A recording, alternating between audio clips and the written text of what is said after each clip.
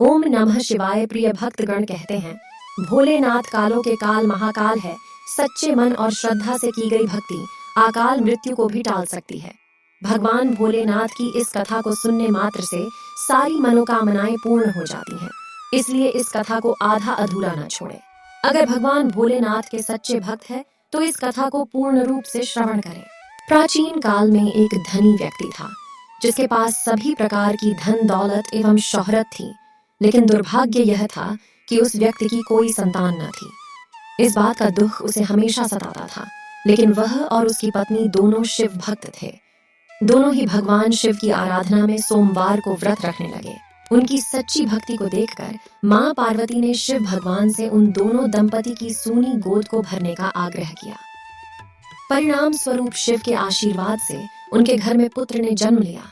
लेकिन बालक के जन्म के साथ ही एक आकाशवाणी हुई, यह बालक अल्पायु का होगा। 12 साल की आयु में इस बालक की मृत्यु हो जाएगी। इस भविष्य कथन के साथ उस व्यक्ति को पुत्र प्राप्ति की अधिक खुशी न थी।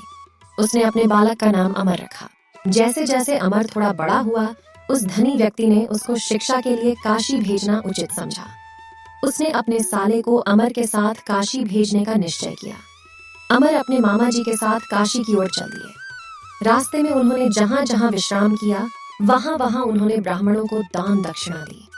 चलते चलते वे एक नगर में पहुंच गए, जहां पर एक राजकुमार के विवाह का समारोह हो रहा था। उस राजकुमारी का दूल्हा एक आंख से काना था। यह बात दूल्हे के परिवार वालों ने ये राजकुमारी के परिवार से छिपा कर रखी थी। उन्हें इस बात का डर था कि यह बात अगर राजा को पता चल गई तो यह शादी नहीं होगी। इसलिए दूल्हे के घर वालों ने अमर से झूठ मूठ का दूल्हा बनने का आग्रह किया और वह उनके आग्रह को मना न कर सका। इस प्रकार उस राजकुमारी के साथ अमर का विवाह हो गया। लेकिन वह उस राजकुमारी को धोखे में नहीं रखना चाहता था। इसलिए उसने राजकुमारी की चुनरी में इस घटनाक्रम की पूरी सच्चाई लिख दी। राजकुमारी ने जब अमर के उस संदेश को पढ़ा, तब उसने अमर को ही अपना पति माना और काशी से वापस लौटने तक उसका इंतजार करने को कहा। अमर और उसके मामा वहां से काशी की ओर चल दिए। समय का पहिया आगे बढ़ता रहा। उधर अमर हमेशा धार्मिक कार्यों में लगा रहता था। जब अमर ठीक 12 साल का हुआ, तब वह शिव मंदिर में भोले बाबा को बेल पत्तियां चढ़ा रहा था। उसी समय वहां यमराज उसके प्राण लेने पधार गए। लेकिन इससे पहले भगवान शिव ने अमर की भक्ति से प्रसन्न होकर उसे दीर्घायु का वरदान दे दिया था।